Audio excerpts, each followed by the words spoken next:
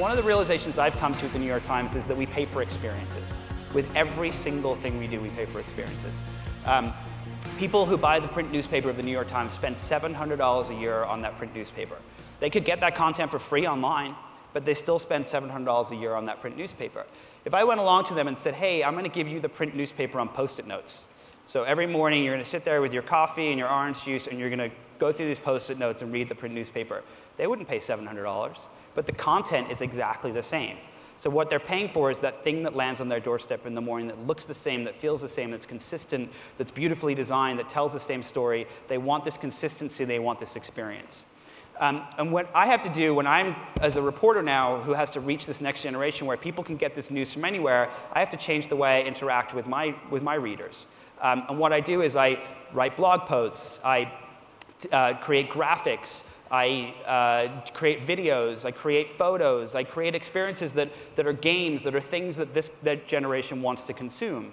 And I create a conversation. And I go into the comments on the blog post and I talk to the readers and I say, hey, sorry you didn't like that story, or thanks for calling me a jerk, or whatever it is. But I have a conversation with them. And I do the same thing on social networks. And I share my stories and I reach an audience and I respond to them and I do it on Facebook and so on.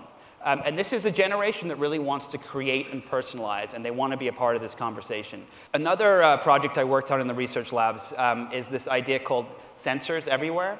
So sensors are in your cell phone, they're in your cars, of course. An example of a sensor in your cell phone is the accelerometer that can actually judge which direction you're holding it. And what the sensor does is it allows you to flip your screen, and the image flips also. So one of the projects that we looked at was if you took these sensors and you placed them in different places, what kind of information could you get from them?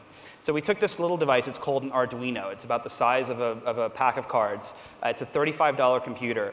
And we put these little sensors all over them. And we put motion sensors and light sensors and audio sensors, and we placed them all over NYU, where I actually used to teach.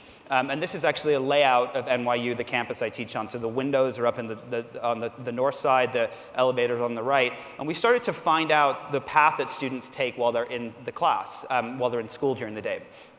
And it was really interesting for us because we discovered that students take the right elevator instead of the left elevator, that they don't take the stairs, that at night they sit by the windows and during the day they sit inside.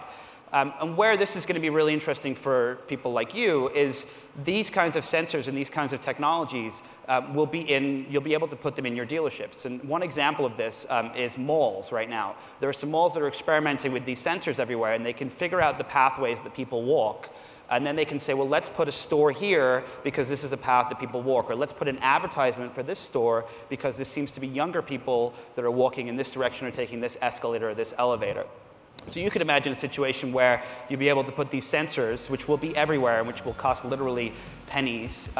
You could put them in your dealership and you could say, hey, it looks like in the morning more people, when they walk into the dealership, they walk off to the right. Maybe we put this new car here. Or you can say in the evening, younger people walk in this direction. And you could start to really kind of understand the pathways that people take and get information back about that. It's a human vision, legacy we want to leave behind us.